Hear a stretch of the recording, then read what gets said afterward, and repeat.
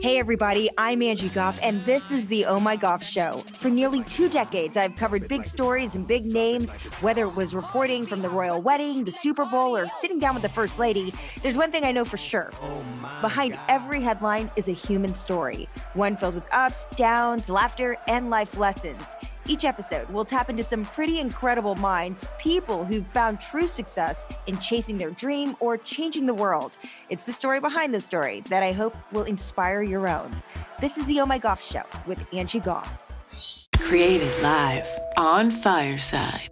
This is episode 78 of the Oh My Goff Show, the second one that I've done here on Fireside. And I'm so happy to have my first Fireside in-studio guest, Matthew Cappucci.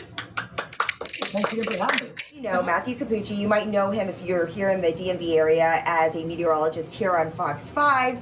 If you're in the Twitterverse and on the interwebs, you know him as the crazy storm chaser. And he's the weather-obsessed nerd. And, right? He's chased dozens of storms. He's had his fair share of a lot of tornadoes and getting up close and personal with them. And you do TikTok, you do TV, you do it all. And now you can add author to your title. Let's look at it. Indeed, apparently. Yes, look at this, guys. Looking up the true adventures of a storm-chasing weather nerd. His book, it's out. Yes, you've done so much. And what I love about you is that you have said over and over again, Matthew, that the atmosphere is a classroom. Yes. You say that. You love and you live for what is outside. Yep. Has it always been this way? It really always has been. I remember being 2 or 3 years old, and I was obsessed with the anemometers spinning on people's roofs, the little wind meters up there. I just couldn't fathom the fact that they were spinning, and yet nothing was touching them. So I learned about wind. I had this little book on wind when I was like 5 years old. When I was 7, I saved my first communion money to buy a video camera, and I'd literally just drive around the neighborhood on my little Fisher-Price car and storm chase. Of course, there were no tornadoes. I was from Cape Cod, Mass. So the worst we'd get would be a thunderstorm, and I'd be out there soaked in rain, with my camera going up and down like this, trying to take videos of the lightning. It fell tragically short of National Geographic quality, but it was a good start. It's just been like that ever since. I just love that when I was little, we were reading Pat the Bunny, Brown Bear, and he's reading books on him. Okay. But what's great is that you knew at an early age what you wanted to do. You were able to use your smarts and your wit to finagle yourself into the AMS conference. Is that correct? And for those of you who don't know, AMS is the meteorology. Yeah, the American Meteorological Society. Okay. And so I worked with the local National Weather Service when I was 14, 15, and we tried to put together just a little informal forecasting method, and I gave a talk about that to the broadcasters. Yeah. And getting there was kind of tricky because when I went, this was in Nashville back in 2013, I was 15 years old. Nobody wanted to talk to me because I'm just a random kid in the hotel. My mother had to come with me because you can't get an airline ticket, can't rent a car, can't get a hotel, nothing like that when you're 15. Yeah. And so they all kept talking with her. And she's brilliant. She's a nurse, but she has no background in meteorology or atmospheric sciences. And they'd be asking her weather questions. She's like, I don't know, talk to him. And they look at me and like, well, why are we talking to the kid? You were essentially a kid. And you show up at this place with the big wigs of weather and weather reporting and weather forecasting. And in your book, you said something that really struck me. You said that you experienced something that you had never experienced before, and that was being popular. Yeah, it's true. When you're in elementary, middle school, sure, I had a couple friends, but I was never really the popular kid. I didn't have a group that I'd go hang out with after school because everyone else is trading Yu-Gi-Oh cards or whatever they do, and I'm sitting in the back of the class with a textbook where I'm talking to the teachers. I got along better with the teachers and the administrators. Yeah, they loved you, right? Yeah, I got along way better with them than the students. And so growing up as a weather nerd, you're never really embraced by your peers the way that I am nowadays. And, within my field, the AMS was the first time that I sort of had colleagues. I sort of was, popular. But that's been a feeling that I've only really experienced again in the past year being at Fox 5. Suddenly I have this platform. I have multiple platforms on really every platform, newspaper, radio, TV, everything. Oh my God. He's got more jobs than Ryan Seacrest, y'all. Just go list off all your jobs because it's hard to keep up with you. It's hard to keep up with myself sometimes. So I work for Fox 5, obviously. I do between 1 and 7 days a week. For example, this week I'm doing, I think, 6 days in a row. I did 20 out of 21 days back in April, and then I had next to nothing in May. So it's really all over the place. But I like that because I get to work with every crew. You know, I've worked with you a couple times. I've done evenings, you know, weekend mornings, weekend evenings, weekday mornings, weekend evenings. I've done every shift. And I'm probably the only person in the building who's worked with every team. It's awesome because I get to experience like the different flavors, like the morning show completely different from the evening show, the 4 o'clock show. Yeah, because the evening show, that's where it's at, right? Hey! I really wanted to do morning, but I think they just found I'm the only one willing to wake up to wake exactly. I saw that alarm clock that you set, 1:58 in the morning. I love waking up early because there's no traffic. Yeah, you're right. There are some perks, but you're also doing Washington Post, as you mentioned, and then My Radar. Yep. So that's an app based in Florida. So every morning during commercial breaks and whatnot, you might see me with my laptop. I'm writing an article for Washington Post. We're doing forecasting for national story. I work for My Radar, which is an app based in Florida. They have about 14 or 15 million monthly users. So I'm going full time with them too. And then I do 7 or 8 radio forecasts a week for the local NPR affiliate. And then during hurricane season, during higher end events, I work for BBC News, DW News, a couple of international outlets. So some weeks it might only be 45, 50. Other weeks it's 70 to 85. But I love it because, and this might sound almost sad, I'm still shocked that people pay me to do weather, and they pay well to do weather. Like it's DC, like they pay decent prices. Yeah, but that's but people know that the weatherman's always the most well-paid person, or weatherwoman, weatherman in TV news. I mean, it's historically been that way. Like they are the go-to person because at the end of the day, you guys tune in for your news, but for the most part, especially in morning TV, it's the traffic and the weather that they're trying to find out, and the rest is kind of just background noise. So, so I'm not surprised by that. And I'm shocked. I got to say, like Fox 5, when they made their offer, I was like, really? Like I thought I was going to have to negotiate. I took the first number they gave me because it was exactly the number that. Oh, you should have negotiated. Well, it was exactly like my. Let me be your agent. It was like my higher end deal. I was like, I probably won't get this, but we'll see. And that was the offer they came in with, and I was like. Really? Wow. And all my other employers have matched that too. So the reason I work so much is because I genuinely love working. But at the same time too, while I'm young, while I have this energy, if people are paying me to do what I love, I will do it as much as I possibly can to save them. I have a family down the road. So that's why I work. How many jobs? 7 jobs, 6 jobs. But every job is a gift. Like every time that alarm clock goes off at 1:48 in the morning, other people would groan. It's just a gift. It's amazing to get to do what I love and to have employers who I like and treat me well. I know. And then when he does have some extra time, you can find him, dancing down in Northwest DC at Platinum. No, I'm kidding. I'm kidding. How old are you? 24. Okay. He's 24 and he's like written a memoir, y'all. Okay? How does that happen? You went to Harvard. You know your stuff. The kid knows his stuff. That's what you see a lot on Twitter. We'll post something, they'll be like, whoa, this kid, because you get it all the time. People are like, how old is, I'm not going to lie. I was like, look, Matthew Cappucci's coming in the studio, and I showed my 11-year-old daughter, and I showed her some of your storm chasing. She goes, he looks really young. Yep. And I was like, yeah, he does. It's kind of like a running joke. He should start his bio off as, I'm Matthew Cappucci. I'm 12, but no, I'm kidding. But especially with the makeup, I look like 5 years in with the makeup. You're at Harvard, and tell me about this. You convinced an Ivy League school to let you create your own major. Yeah, so when I applied to colleges, there were only 3 I applied to. I applied to a tiny school in Vermont called Linden State. They're a great school for meteorology. They churned out a lot of really great meteorologists. Jim Cantori, for example, went there. Oh, yeah, I love Jim. Yeah, he's a guy you always see in the... pizza every time he's in the area, but then he's chasing a storm usually, so... Well, then they're done that. Yeah. So he went to Linden State. It's a good school. They're a very niche school. And then there's Cornell, which is a great weather school, Ivy League school. The tricky part was that if I went to Linden, I knew I wouldn't have a ton of other career options outside broadcast meteorology. And the way that broadcasting is, I want to make sure that, wherever I went, I'd have kind of a backup plan. Cornell was really pricey. They wanted like $37,000 a year after financial aid. And I didn't have that kind of money. I didn't want to carry debt around. And so I applied to Harvard, not because I wanted to go there, but because of the Walmart price match guarantee. And that if you apply to Harvard, you get in, they get better financial. Cornell would match their offer. So I never took the Harvard application seriously. I kind of just, joked my way through it. At one point for the supplemental essay, I said something like, I'm not going to tell you about my accomplishments anymore. If you want to Google me, I'd rather let them speak for themselves. And it somehow worked. It worked. All of a sudden, my phone rings while I'm tutoring, and I didn't know how to turn the ringer off, and the parents were super strict, and so I ignore it, and then suddenly the phone rings again, and I ignore it, and the phone rings a third time. You know, if it rings again, I'll have some fun with it. And it rang a fourth time, number I didn't recognize, and I picked it up, and I yelled, "Who are you? What do you want? Why do you keep calling me? I don't want any solar panels," because we've been getting a ton of solar panel calls lately. Okay. So, like an hour later, my phone rings again, same number. I'm driving home. I'm like, "What?" "Yes, sir. This is Haley Shaw from the Harvard University Admissions Department." I'm like, "Hi, Haley." She's like, "Oh, sorry, we had trouble connecting earlier on. Are you free for an interview tomorrow?" I'm like, "Sure."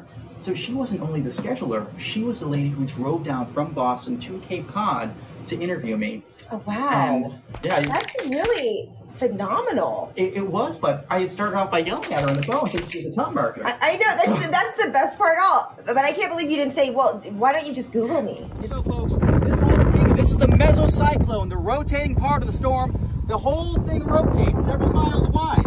Now we have a new funnel right over the wind turbines. You've always loved being in the middle of a storm and storm chasing, and you've gotten pretty close to some of them. Is there one that's most memorable to you? Honestly, the Annapolis tornado probably was most memorable back on September 1st. I know you and Rob were working that day. Oh my gosh, and I got a shout out in the book, by the way, guys. This is the tornado, a multi-vortex tornado in Annapolis, Maryland. And everywhere, you can see all this debris is coming down right now. This was right when you got hired at Fox 5. Talk about like just being thrown into the fire. This was September 1st. The remnants of Hurricane Ida were moving up the coast. And about 4 or 5 days out, I had been adamant, tweeting that there'd be potential for tornadoes in the Mid-Atlantic and flooding and all this stuff. And the night before, I emailed our assistant news director and I said, you know, there's a good chance there'll be tornadoes. The issue was that we were overstaffed already, so they didn't need me. And I was kind of bummed, but, you know, I got it. So the next day, I had to go in for promo pictures where, you know, we wear our suit and everything and look all fancy schmancy. Exactly, yeah. Fancy schmancy. It's like class picture day. Exactly. And I got there, and I knew that tornadoes were imminent that afternoon. And I saw the assistant news director again, and I was like, "Hey, can I stick around, please?" He's like, "There's not going to be much need. Like, we have 6 meteorologists here already because it was promo day for everybody."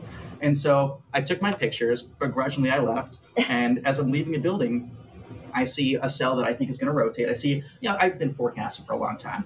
I see a boundary, like all these things nearby that just make me think Anne Arundel County is the place to be. So I'm sprinting down the street in my suit and tie. I'm literally running back to the parking garage, ripping off my suit, unbuttoning my shirt, like, you know, the chest out and everything. Like You're going to find a storm. I'm going to find a storm because I'm switching into a t-shirt as I'm driving down the road. And so I book it east to Annapolis, and while I'm there, I look out the window, I see what I think is a tornado. I'm like, in Annapolis, Maryland, like perfect cone tornado. So I drive south, can't see it behind the tree line. I turn back north again. I'm like, maybe it was down briefly, maybe, I don't know. And I'm going across a Weems Creek, a little bridge out there just south of Route 50, and I look left. 800 feet away, my closest tornado intercept, there's this roiling mass of, it looks like smoke and leaves and shrapnel and insulation, everything's coming down. And next thing I knew, like, I was on air within about 15 minutes. You were on nonstop. Do you ever get crap, though, for being that close? Do people, they're like, you're putting your life on the line. Is it worth it? You know, is it sensationalizing the weather? I mean, how do people respond to this thing? I know for us, we are a visual medium. So we want to know, we don't want to put anybody in danger, but we want to know what is happening. And we use pictures to tell the story and hopefully to save lives in a case of a tornado or severe weather. That is our #1 mission in local television. So what's that like, that kind of feedback that you get? That's a really good point. You know, I think one of the things that we know and that you allude to really well is that if people can see what's going on in real time, they're much more likely to take action, seek shelter. This was an EF2 tornado, winds like 125, 130 miles an hour. We don't have that around here all that often. And like, it narrowly missed a school. It came very close to destroying a school where students had left just a couple hours earlier. We were really fortunate, but things like that can kill people. And so we know a radar, let's be honest, unless your meteorologist looks like a bucket of spilled paint, nothing beats the real thing. On this particular day, I, A, didn't anticipate being that close, but B, I always position in such a way that I'm not in the direct path of the tornado. In this case, it was, so here's the tornado. It's moving this way. I'm down here, so I'm in a good spot. It was windy from what we call the rear flank downdraft, cool air wrap around south of the funnel, but I made sure to be in a good position, and I think most of my followers know, he's a trained professional. Like he knows where to position, he knows what he's doing. The flack I got, believe it or not, from that particular instance was not from anyone in the general public. It was from colleagues who were mostly between, let's say, age 20, age 26, who, there can be some rivalries within meteorology. There can be some... Oh my God, let's get ready to rumble. It's like WWE meteorology. I ruffled some feathers because I was in the road, and their logic was you should have found a safe place to pull over. Well, there's no breakdown lane. No breakdown lane. I was in a vacant turn lane. And plus, like, when there's a tornado in front of you, you can either stop or go. And I chose to stop because going would be inside the tornado. So I got a lot of negative feedback from that, but I got overwhelmingly positive feedback from the public. And for Fox 5, too, that, a couple days later, I got a really nice text from the boss, really nice text from Kyle as well, that both said, basically, we have bigger plans for you. Which is a dream come true. And they've taken so many chances on me and let me, so much creative freedom. Chances, but I always like to say, a lot of times, we always see the fruits of somebody's labor, and we think, did this happen overnight, or is it? It's just effortless for them, right? It's just easy, but at the end of the day, it's still work. It's still hard work, and you cannot discount that if you're putting in the work and you're delivering, you deserve those, and you deserve those accolades and those gems, and so you need to embrace them and take them. I mean, I did tell them, after a couple of weeks of you being on the air, I did say to them, I said, I like this guy. I was like, this guy's good. It's a lot. And so, and then I had a friend from Boston who sent me a text too and was just like, oh, I think he's from Boston. He's awesome. He knows his stuff, and I don't understand any of it, but it sounds good. Because sometimes you'll get drawn like paradigms and stuff, and I'm like, I don't know, I'm totally confused, but I believe you. But Matthew, I just love that story, and I love how you were able to break through. You talk about you also TikTok, and in TikTok, I try to. I'm not good at it. No, you are good at it. You're good, and I love it. And you talk about there was one TikTok where you talked about why you would never just take one full-time job, right? Yep. So tell me your philosophy on that, because I feel like a lot of us are like that. A lot of us now, we don't just want to do just one thing. You don't want to be anchored down just to one thing for the rest of your life. It's a much different world than what our parents grew up in. Steve Halka she just retired after nearly 40 years, right? 37 years. But you don't really see that as much. And now there's so many different things to do. And let's be honest, so many different ways to make money. Yeah. And time is money. Mm-hmm. And I always tell people that time is money. I charge by the minute, or by the second, actually. I might have stole that from Cardi B or Saweetie, but one of them. But really, your take on that is pretty interesting. Yeah. So Sue was in the business for 40 plus years. She's incredible, a legend in the field, and she sort of timed her career, I guess, just by when she was born, but her career was timed perfectly to sort of ride the TV wave. Mm-hmm. Nowadays, especially being 23, 24 years old, I know that a lot of my friends, my colleagues, my age, don't necessarily watch TV news. They get their information in different ways.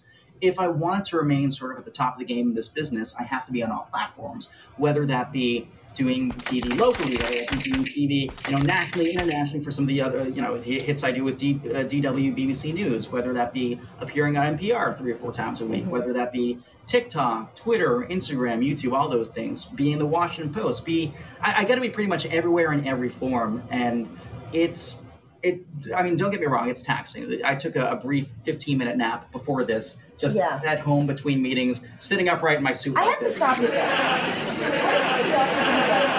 $500,000 to do the weather, at a station or something. Just $500,000 a year, or I would take that in a heartbeat. I think so. There is a price. Fox 5 pays really well, and everybody else has matched the Fox offer. What I've discovered, though, is the sum is sort of greater than the parts. If I can do a bit of everything, that's more than I'd be worth to any one employer. Mm-hmm. And it's a similar amount of time, too, just because, I can multitask really well. Mm-hmm. I can, when I'm at home, for example, I can do forecasting that benefits everybody. And so I can be really efficient with my time. But if someone offered $500,000, I would happily take it. Yeah. You would stay put. If you want to help me negotiate my next contract. Okay, so in any business, the higher you go, and especially if you rise at a rapid rate.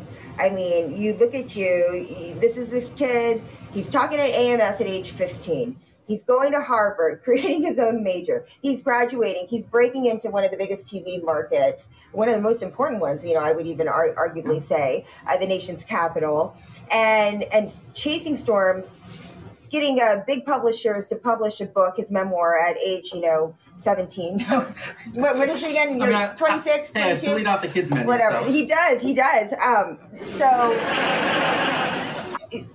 the higher you go, the more you see people that want to see you fail. There's more people. There's a saying that you should always pay attention to those who do not clap when you succeed, or when people clapping right now. Yeah, exactly. Yes, keep paying clapping. attention to y'all. And those of you who are not clapping, well, no, I'm just kidding. But how has that been? Have you experienced that at all? Because the more people know about you, the more people like you, the more, I don't want to say polarizing you can become, but then then it gives an opportunity for other people to say, I don't like them.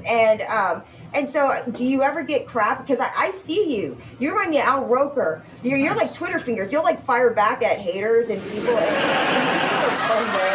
I'm really careful about that. And I mean, admittedly, I have to get more careful about that. I've gotten much more careful in the past 6 months. Did you used to be careless? Not as careless. I wear my heart on my sleeve. And so I would respond to things that I probably shouldn't respond to, stuff like that. And like what? Like, is there anything that sticks out that now you're kind of like? People ask me this stuff all the time. Yeah, so. Within meteorology, there's just a lot of pettiness. For example, we can look back at certain weather events where I'll see should this warning have been issued now? Should have been issued later on? What's the deal with that? For example, the Nashville tornado back on, I think it was March 3rd, 2020. Middle of the night, tornado plows into the John C. Toon Airport in Nashville. It's an EF3 tornado. It's killing people before the warning even comes out. I wrote a big, long article in the Washington Post about how there should have been a warning, there should have been all this stuff, and it was sort of what I perceived to be not the correct track of action. And that can be very polarizing, especially when, other people would argue I was 22 years old. I'd never been in the warning seat of a National Weather Service office. How am I one to judge? And stuff like that can be polarizing. So there are certainly people in weather Twitter who don't like me. There are people who my age who sort of envy me or who think Capucci skipped all these rungs. He's not all he's cracked up to be. Stuff like that. It's how do you deal with that? Honestly, this is gonna sound horrible. I just don't care anymore because, frankly, the direct deposit keeps coming in. People seem to like me where it matters because ultimately I'm not beholden to my there are people who and I get very technical on air. I try to make soft serve science, but I get more technical than any other TV meteorologist in the country. There are people who within meteorology still believe that I'm oversimplifying explanations. I'm not being true to the full dynamics of barochronicity. And I'm like, I don't think you oversimplify anything. Exactly. I don't. I mean, and I used to tell this really beautiful, but I'm not beholden to these meteorology professors on the internet. I'm beholden to the people I serve, and that's the Fox 5 viewers, the Washington Post readers, the WAMU all these followers, the general public who wants their weather and they want to learn something too and be a little entertained. So that's who I serve. And ultimately, as long as those people are happy, as long as I'm brightening their days a little bit, as long as they're a little edified or a little better off than they were before I showed up, I'm going to do my job right. Yeah. Well, we have some questions here and some comments, which are great. I know, April, you've been waiting to chime in. So I got to say, one thing that is finally starting to wear off is the imposter syndrome because when you walk into a place like Fox 5, it's still definitely prevalent, but walking into a place like Fox 5, there are so many unbelievably talented people there. I mean, I had seen you prolifically on social media long before I ever walked into Fox 5, and I get starstruck around you and Jim Lokay. I watched Anchor the News in Boston when I was 14. I went to tour the studio, and I was too nervous to say hi to him because I was like, oh my gosh, it's Jim Lokay. It was like because if you get Jim on the wrong day, he will punch you in the face. Oh yeah, you guys are laughing. I'm joking. I'm absolutely joking. He will not.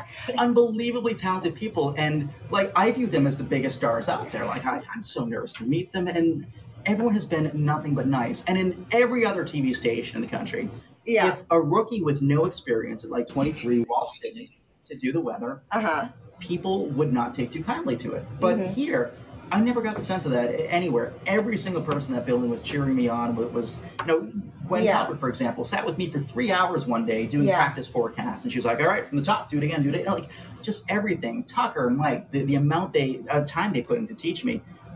Everybody, start to finish, and even you and Rob initially in your anchor tosses, and Holly and Wisdom in the morning, and Marissa as well. Everybody.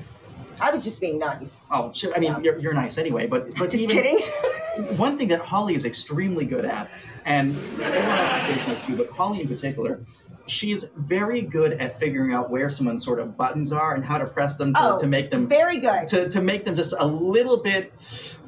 She makes me blush all the time on TV, and it makes for such good TV. And just the back and forth teases immediately made me feel like I belong there. And everybody at Fox 5 has done that, and it just means the world. Like just some really just damn good people. Yeah, well, it's makes a difference when you go somewhere where people want to set you up for success. Yeah. And not every place is like that. I mean, it really especially is. In this business. It's a rarity. You might notice, y'all, that we have some people on stage here. We've got April and Jenny and Lily. Welcome to the show, April. Hi, Matthew.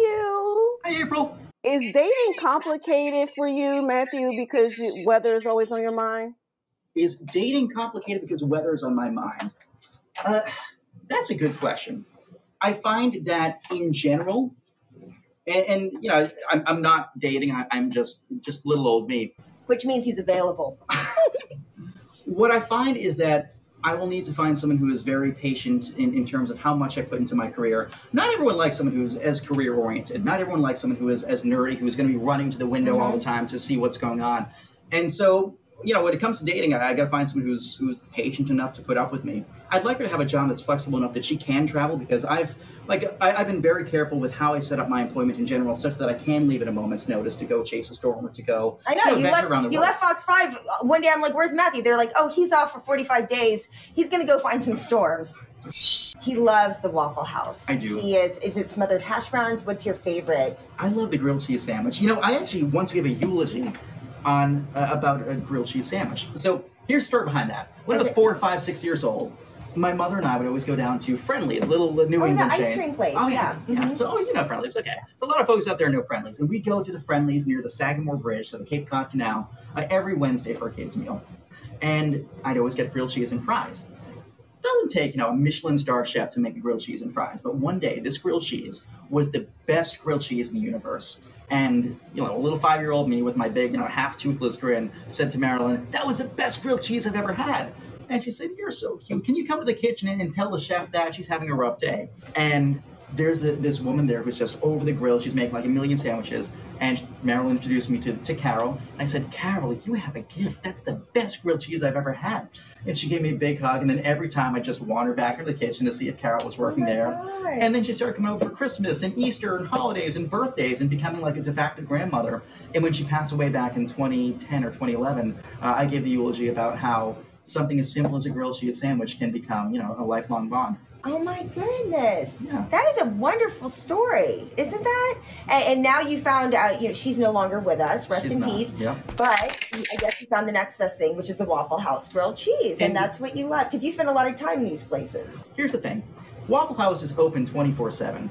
Anyone can go there. You can bring anyone. They're not going to judge you. They're any time of day. They're just happy to see you. They don't care how you dress. They don't care who you are. They don't care your background. They're just there, and they don't judge. You might have people who got out of prison one day earlier and are getting a second chance. You might have a billionaire in there, and they might be at the same table, and they might be talking. Like, that's the way life should be in general. It's communal. I have a Waffle House face mask I got. Well, actually, Jim Loke recommended it to me, my co-anchor. It has Dolly Parton riding a possum in front of a Waffle House. I don't know, but he said this seems like this would be you. This, if you guys are not familiar with, look at that. It looks like a massive teardrop, but this is actually a storm glass. And my sister Jenny, who I believe is on right now, actually gifted this to me for Mother's Day. Oh. And I was like, "Oh, wow, gee, thanks." Why? Jenny, I think it's a good gift, Jenny. What I will say is this. It's decorative. It kind of works. Like, I'm not going to use it to forecast weather. It's pretty. Part of it's sort of old folklore. Broken, like, when I say 3 or 4 of them, do you know how many times I've cleaned up, like, rubbing alcohol. You don't have kids. How are you breaking I'm these? sitting home alone, and I see a cool cloud out the window. So I rush over to the window. I trip over my coffee, and I have a tiny apartment. I trip over my coffee table. In the process, I knock over one of these things. And so it's about to go to the floor and shatter. So I grab it with my hand, but it shatters in my hand. If you hit the right place, you bleed like a stuck pig. So now I have blood everywhere, and it's on the wall, so I'm cleaning up with bleach. I have a neighbor down the hallway who just always manages to see me at my worst. So he sees me walking down the hallway, like, with this trash bag filled with bloody paper towels. I smell like bleach and rubbing alcohol, so I look like I just murdered somebody. And then, like 3 days later, this is during the pandemic, 3 days later, I get a fever, like my tonsils start swelling up, like all this random stuff. I got an illness from the thermometer. A storm glass infection. Yes. My sister's trying to kill me. Jenny, you're trying to kill me. So, hey, what's up, sister? What's up? What's up? Here's my take on this. You are so funny, smart. You're a great storyteller.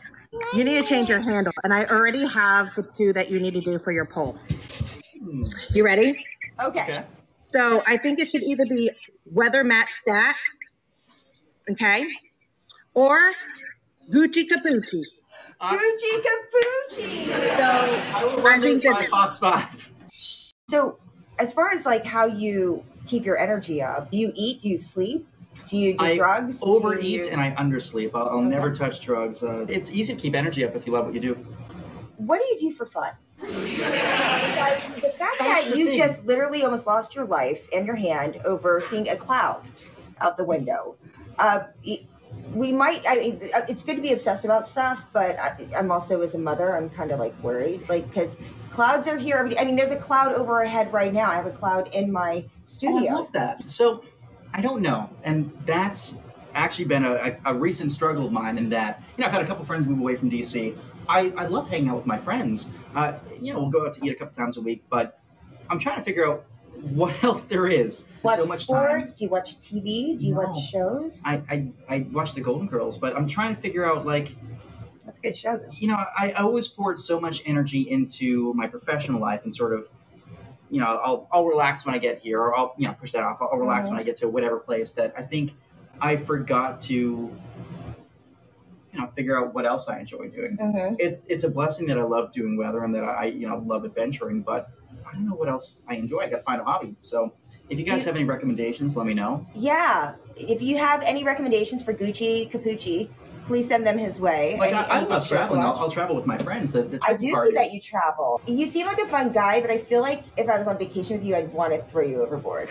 Because you strike me as someone who would be like, look at the cloud, look at the sea. Oh my God, the wind. Did you feel it coming northwest? And I'd be like, dude, get a margarita. Are you actually able to decompress? I can with the right people. Hey, Angelo. What's up, Capucci? Have you thought about, like, maybe marketing towards like a younger audience? Yeah, most definitely. I do a lot of events for, like, for example, on Friday I'm going to do like a Boy Scouts club, and I do, you know, I do a lot of podcasts and stuff like that for younger folks. During the pandemic with the Capital Weather Gang, I taught daily lessons for science that we post on our social media platforms. They got a pretty good consumption. But you're exactly right. Like, I'd love to bring weather into the classroom as much as possible. I do stuff for SiriusXM's The Kids Place. It's a radio show they have, I think, every morning on the way to school, and I do stuff periodically for them. It's just to try to get kids interested in weather. I would like to figure out, so it's not even the young school kids that are tough to reach. It's the people my age that are tough to reach, like the 18 through about 30, because they're not the ones who are going to sit for full newscast. They're not the ones who are necessarily sitting listening to NPR. They might not be reading the Washington Post. They're watching YouTube. Yeah, exactly. They're on the go. So that's why, like with my radar, we push all our stuff to YouTube. I think we need to figure out how to get better with the algorithm and get better with just, you know, letting YouTube things stand alone and reach as many folks as possible. And TikTok. I mean, you're good. I'm trying to get better with TikTok. That's the effort I'm working on right now. But I don't dance. That's the thing. I should have been a cowboy. We have another live in studio guest, Ren Ellis. Come on over, Ren. You don't know. Why do you catch storms? Why do I catch storms? It's just like, let's say, for example, you wanted to talk about animals. The best way to learn about animals is by going to find those animals, to meet those animals, to see those animals. So same thing with storms. The more I get outside, the more I look at the clouds, the more I see those crazy storms, the more I know about them. Thank you, Mr. Vapucci. Thank you, Miss Wren. Very good to meet you. All right. I'll see you later, baby Red. Ooh, I guess you're getting so big. Okay, don't trip, okay? So Ren wants to do a weather report. While we're doing that, why don't we tell everybody about your book, Matthew? Matthew Cappucci, Looking Up, The True Adventures of a Storm-Chasing Weather Nerd. What does it cover? It is essentially sort of going through my life, but through the different storms I've chased. I think that people would be amazed by what they would see if they would just look up once in a while. So many folks are buried down in their phones, they're embroiled in whatever else is going on in their life, and yet more often than not, the answers are just above us. It is gorgeous up there. We can learn so much, and it's power, it's beauty, it's humbling. I think if people just looked up, they'd be amazed. If you don't like words, there are pictures as well, and it is released on August 2nd. Yeah, you can see really cool pictures, storms and stuff that he... Yeah, that's really important of everything. And if people wanted more information about the book and about you and following you, where do they get that? Yeah, just follow me on Twitter, Facebook, Instagram, YouTube, pretty much everything. If you want to catch a storm, you're welcome to do that. Hi, I'm Ren. This is my weather. Today it's hot red, and that tells me a lot of suns. I let them know. She has a bathing suit, she has costume, she has glasses and a hat. Stay cool. I give her 10 out of 10. Okay. Next time I go on vacation, you can fill in for me. Even though I am the fill-in person anyway. And just a reminder, we're here live every Wednesday, 1 o'clock on Fireside. Thank you again so much for having me. It really does mean the world, and thank you for having me too. That was so fun. Thank you for watching. Thank you for watching. See you later. Bye. Bye.